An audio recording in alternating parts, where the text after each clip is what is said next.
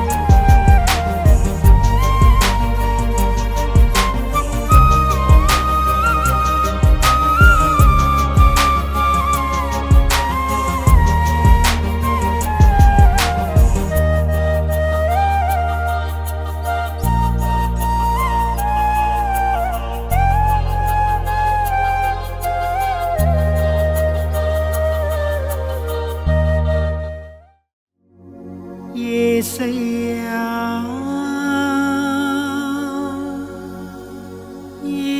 యేసయ్యా యేసయ్యా యేసయ్యా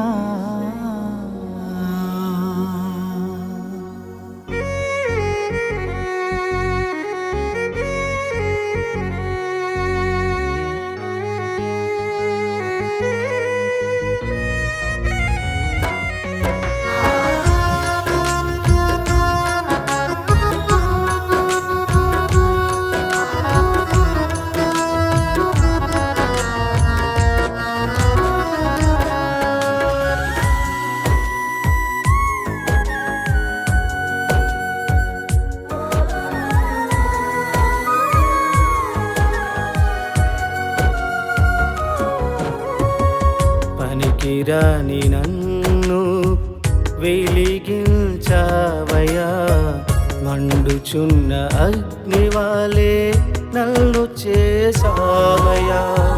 పనికిరాని నన్ను వెలిగించావయ్యా, మండుచున్న అగ్నివాలే నన్ను చేసావయ్యా.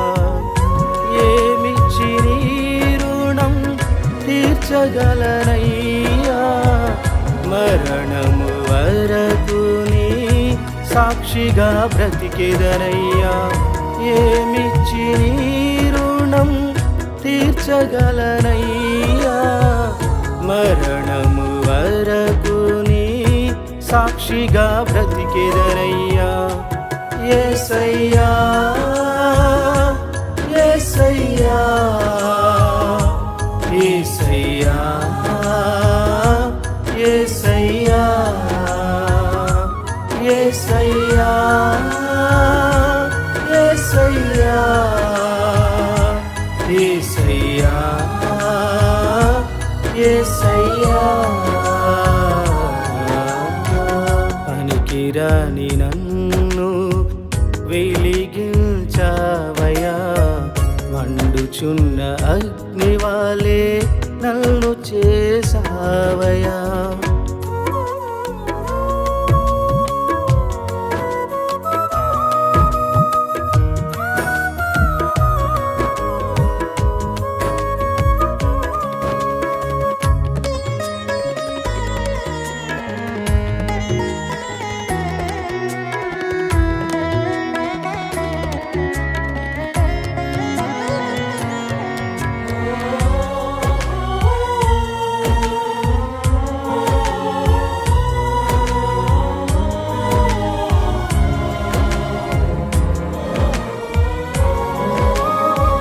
లోకానికి వేరుగా ఏర్పరచుకున్నావు, నీ సేవ చేయ భాగ్యం నాకు ఇచ్చినావు. లోకానికి వేరుగా ఏర్పరచుకున్నావు, నీ సేవ చేయ భాగ్యం నాకు ఇచ్చినావు. ఏమిచ్చి నీ రుణం తీర్చగలనయ్యా, మరణము వరకు సాక్షిగా బ్రతికెదనయ్యా. ఏమిచ్చి నీ రుణం తీర్చగలనయ్యా. మరణము వరకు నీ సాక్షిగా బ్రతికెదనయ్యా. యేసయ్యా యేసయ్యా యేసయ్యా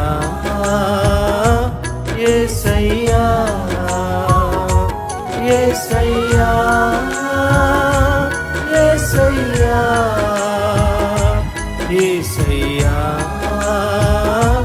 యేసయ్యా. పనికిరాని నన్ను వెలిగించావయ్యా. మండుచున్న అగ్నివాలే నన్ను చేసావయ్యా. ఇప్పుడు మన చేతులు ఎవరి చేతిలో ఉండాలా? ఆయన చేతిలో ఉంటే మన సురక్షిత. నువ్వు ఒకవేళ పొరపాటునట్టు వెళ్దామన్నా అలా లాగుతాడు ఆయన. కొన్ని సందర్భాల్లో పొరపాటు పనులకి వెళుతున్నా మళ్ళీ వెనక్కి ఎందుకు వస్తుందో తెలుసా? ఆయన లాగుతాడు చేపట్టుకొని. ఏం చేస్తాడండి? చేపట్టుకు లాగుతాడు. ఇప్పుడు గనక ఆయనకి ఒళ్ళు మండి ఒక్కసారి ఆ చెయ్యి అలా వదిలాడా, నువ్వెక్కడికి పోయినా పట్టించుకోవడం కాదు. అందుకే నువ్వు కొన్నిసార్లు పొరపాటు చేస్తున్న దేవుడు ఎందుకు వదిలేస్తున్నాడు తెలుసా? వదిలేసాడేమో దేవుడు.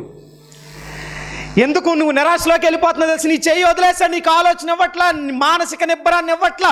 ఇవ్వాలి అని అంటే నిన్ను దేవుడు గద్దించాలా, నీతో మాట్లాడుతూ ఉండాలా, నిన్ను హెచ్చరించాలా, సరిచేయడానికి ప్రయత్నం చేస్తూ ఉండాలా. అలా ఉంటే నువ్వెవరి చేతిలో ఉన్నట్టు?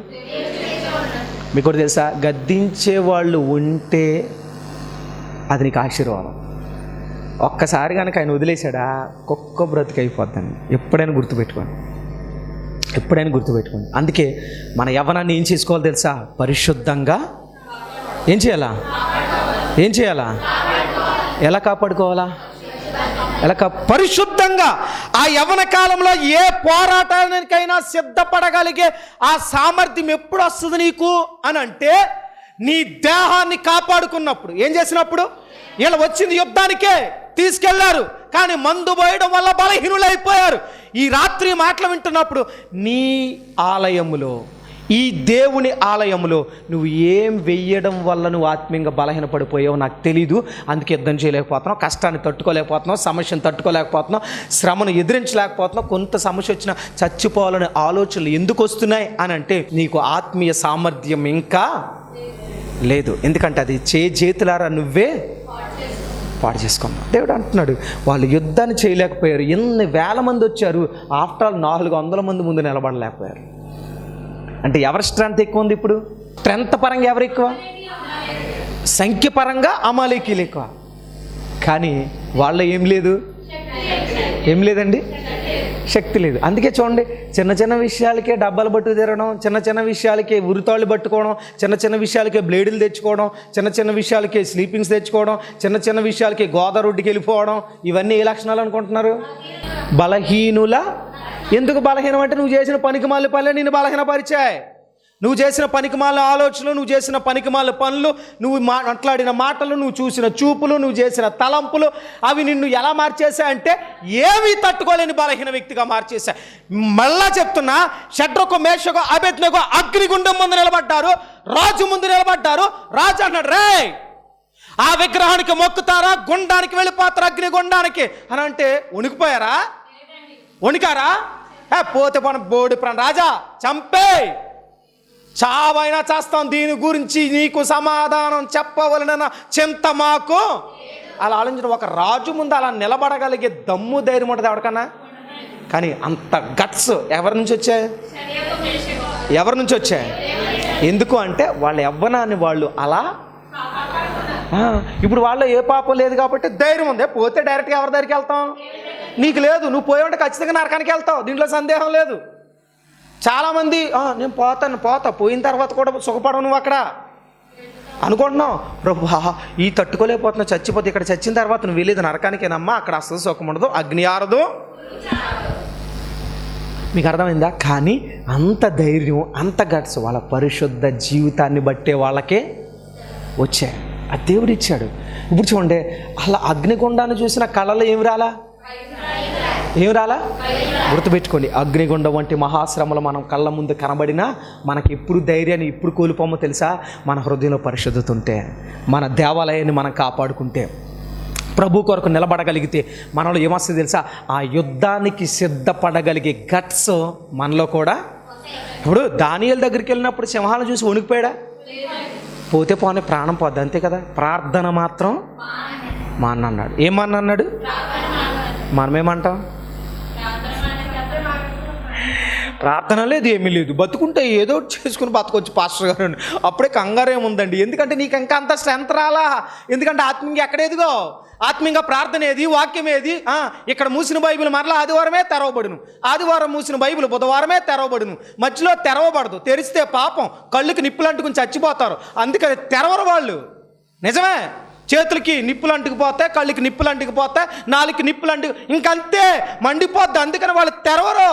ఎక్కడ తెరవబడును? మీటింగ్స్లో తెరవబడును, ఆదివారం గుడికల్లో తెరవబడును, ఇంకెక్కడా కూడా పాపం. మరి స్ట్రెంత్ ఎక్కడి నుంచి వస్తుంది?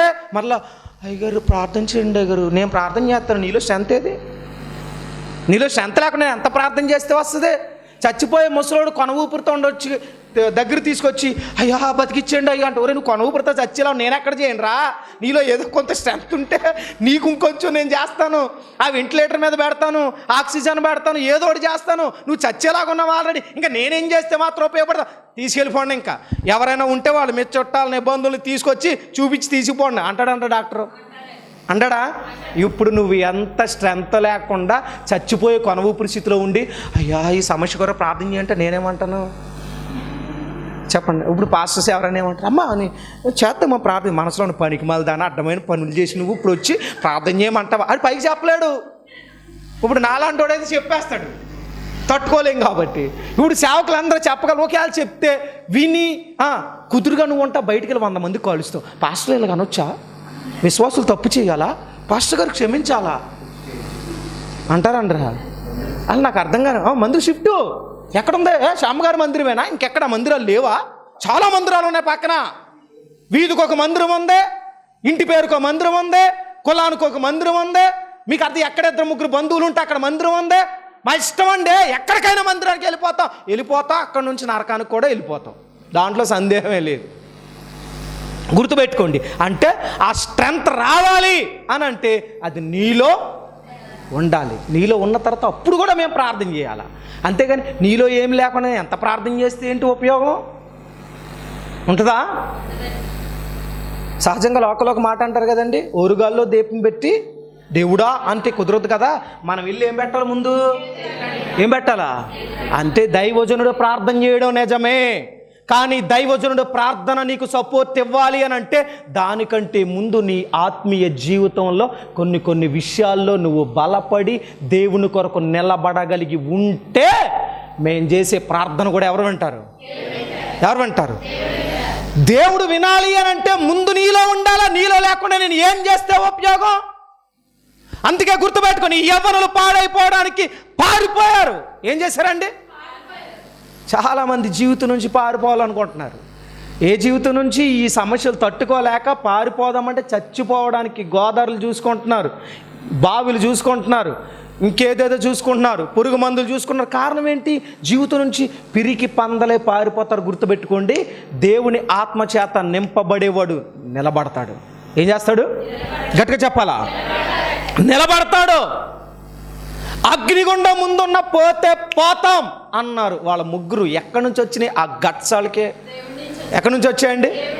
పరిశుద్ధత నీలో ఉంటే ఏది జరిగినా పర్లా నిలబడతానే దమ్ము వస్తుంది, ఆ ధైర్యం వస్తుంది.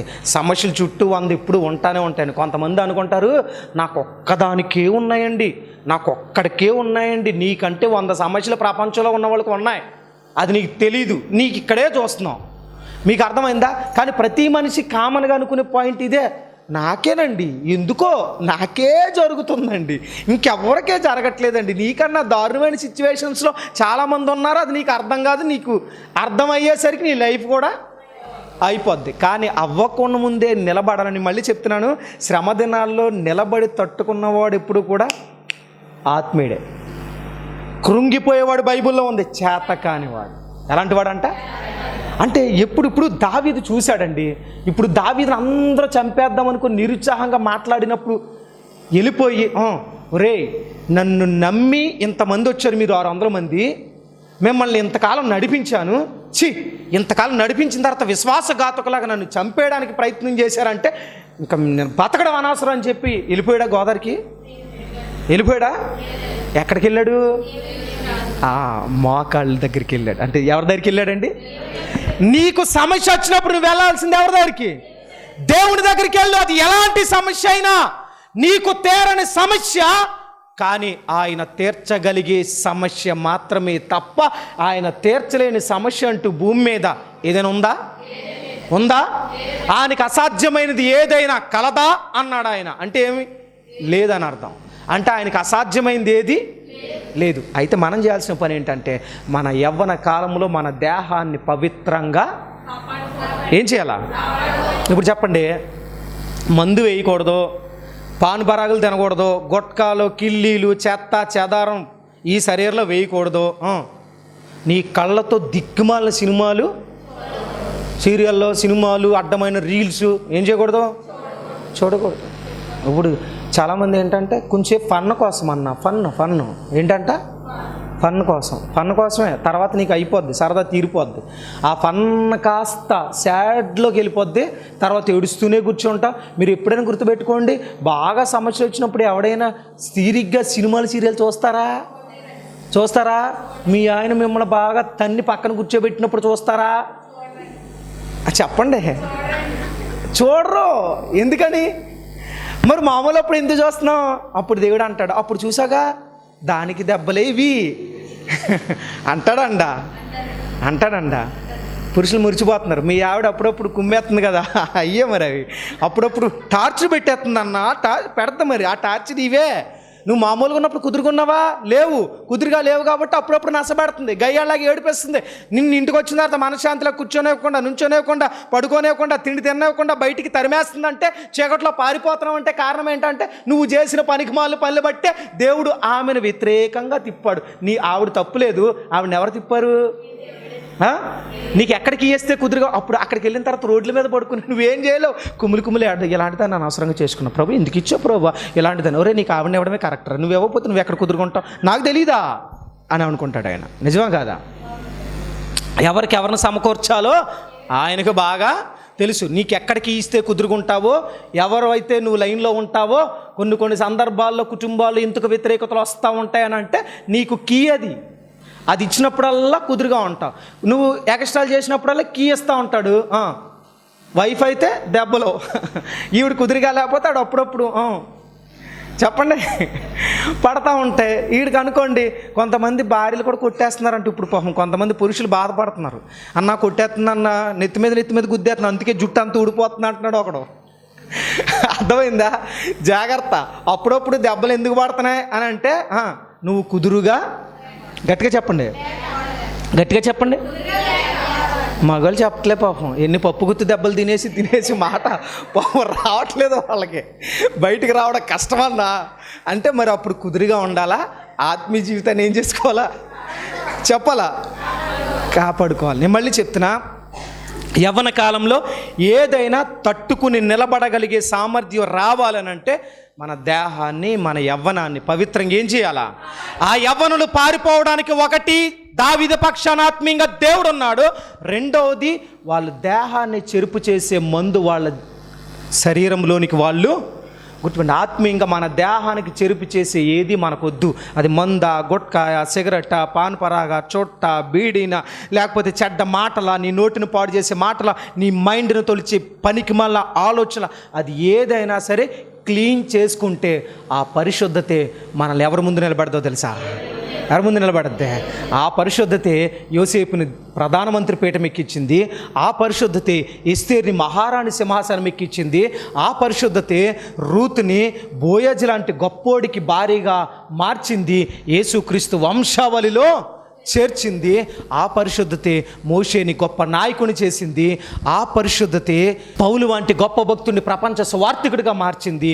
ఆ పరిశుద్ధతే పేతురుని ఆయన సంఘాన్ని కట్టే గొప్ప నాయకుడిగా, వేల మందిని సంరక్షించే, రక్షణ మార్గంలోనికి నడిపించే సువార్థికుడిగా మార్చింది.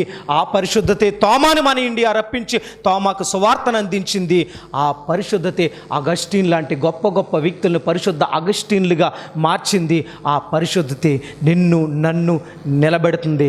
అది నిలబెట్టుకుంటేనే ఏ సమస్యనైనా మనం ఏం చేయగలం? ఇప్పుడు చెప్పండి, సమస్యను బట్టి కృంగిపోవడం కాదు, నిలబడగలిగే గట్స్ రావాలి అని అంటే ఆ పవిత్రను మనం ఏం చేసుకుందాం? మోకరించండి, ప్రార్థన చేద్దాం. మోకాల మీదకి వద్దాం, ఒక్క నిమిషం ప్రార్థన చేద్దాం. పరిశుద్ధాత్మ దేవుడు, ఈ రాత్రి టీవీ ముందుకు వచ్చిన నీతోనైనా, ఇక్కడ కూడి వచ్చిన మీ అందరితో దేవుడు మాట్లాడుతున్న విషయం ఒకటి. అలనాడు అమాలేకులు ఎక్కువ సైన్యమే, 400 మంది యవనులు వెనక్కి తోకముడిచి పారిపోవడానికి కారణం వాళ్ళు మందు తాగి ఆటపాటల సలుపుతూ విచ్చలవిడిగా జీవించారు. ఈ రాత్రి మాటలు వింటున్నప్పుడు ఒక్క నిమిషం నీ హృదయాన్ని ఆలోచన చేసుకుందాం. ఒక్క నిమిషం నీ యవ్వన ప్రాయాన్ని, నీ శక్తిని, నీ బలాన్ని దేని కొరకు పాడు చేసుకుంటున్నావు? నీ దేహం దేవుని ఆలయం. ఈ ఆలయంలో ఏం పాస్తున్నావు? ఏ మాటలు ఆలోచన చేస్తున్నావు? ఏ తలంపులు నీ హృదయంలో వస్తున్నాయి?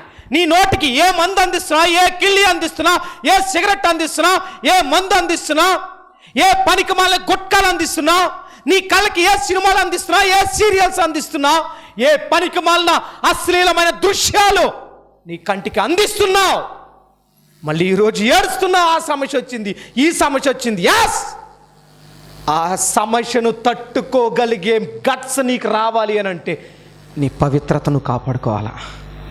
నీ యవ్వన కాలపు బలాన్ని, నీ యవ్వన కాలపు పరిశుద్ధతను నువ్వు కాపాడుకోగలిగితే ఆ యవ్వనులైతే పారిపోయారు, నిన్ను నిలబెట్టగలడు దేవుడు. జస్ట్ 400 మంది నిలబెట్టడానికి, వాళ్ళ ముందు దావీదు నిలబెట్టడానికి కారణం ఏంటో తెలుసా? ఆ పరిశుద్ధతే. ఆ పరిశుద్ధిని, ఈ దేహం దేవుడు విమోచించిన ఆలయం. ఈ ఆలయాన్ని కాపాడుకోలేకపోతే ఏ సమస్యను తట్టుకోలేవు, కృంగిపోతావు. సమస్య వచ్చినప్పుడు చచ్చిపోవాలని ఆలోచనలు వస్తాయి. ఈ సమస్య నాకెందుకు వస్తున్నాయని ఫీలింగ్స్ వస్తాయి. నేను తట్టుకోలేకపోతున్నాను ప్రభు, నేను తట్టుకోలేకపోతున్నాను అనుకుని ఈరోజు సమస్యను బట్టి చచ్చిపోవాలనే ఆలోచనలు ఎందుకు వస్తున్నాయో తెలుసా? నీ ఆత్మీయ జీవితం కరెక్ట్గా లేదు, నీ పరిశుద్ధత కరెక్ట్గా లేదు. సమస్య వచ్చినప్పుడే ప్రార్థన చేయకుండా, సమస్య వచ్చినప్పుడే ప్రార్థన చేస్తాం, మళ్ళీ విచ్చలవిడిగా జీవించడానికి ఇష్టపడుతాం. అందుకే రాత్రి దేవుడు చెప్తున్న విషయం, నీ యవ్వన కాలపు పరిశుద్ధ దేహాన్ని నువ్వు కాపాడుకోగలిగితే, నీ మాటలు, నీ ప్రవర్తన, నీ ఆలోచనలు, నీ పద్ధతులు నువ్వు మార్చుకోగలిగితే నిలబెట్టగలగడం. ఎస్తేరును నిలబెట్టిన దేవుడు, యోసేపును నిలబెట్టిన దేవుడు, మోషేని నిలబెట్టిన దేవుడు, రూతును నిలబెట్టిన దేవుడు, పౌలు నిలబెట్టిన దేవుడు, పేతురు నిలబెట్టిన దేవుడు, అగస్టిన్ నిలబెట్టిన దేవుడు ఈ రాత్రి నిన్ను నిలబెట్టడానికి ఆయన సిద్ధమే. మార్చుకోవడానికి సిద్ధమేనా? Let us pray. మోకరించండి. మీ కొరకు ఒక దైవజనుడిగా నేను ప్రార్థన చేయడానికి ఇష్టపడుతున్నాను. మహాపరిశుద్ధుడైన మా ప్రియ పరలోకపు తండ్రి, మీ పరిశుద్ధ నామాన్ని కొందనాలు. ఈ రాత్రి దేవా, మాతో మీరు మాట్లాడిన మీ ప్రేమ కొరకు మీకు స్తోత్రాలు. ఇదిగో తండ్రి, ఈ రాత్రి దావీదు ద్వారా మరొకసారి మాతో మాట్లాడుతూ వచ్చావు దేవా. దావీదు సంహరించడానికి 400 మంది యవనులు పారిపోవడానికి కారణం మాకు తెలియజేశారు దేవా. ఈ రాత్రి చాలా మంది యవనులు జీవితం నుంచి పారిపోవాలనుకుంటున్నారు, సమస్యల నుంచి పారిపోవాలనుకుంటున్నారు, దూరంగా ఈ భూలోకమే విడిచి చనిపోవాలనుకునే ఆలోచనలోకి వెళ్ళిపోవడానికి కారణం అయ్యా మన జీవితాన్ని పాడు చేసుకోవడమే. నీ దేహమే దేవుని ఆలయం. ఆలయంలో ఏం ఆలోచన చేస్తున్నావు? ఆలయంతో ఏం మాట్లాడుతున్నావు?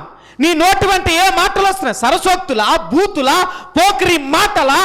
మాట్లాడకూడని మాటలు నీ వెంట వస్తున్నాయా? చూడకూడని అశ్లీల దృశ్యాలు చూస్తున్నావా?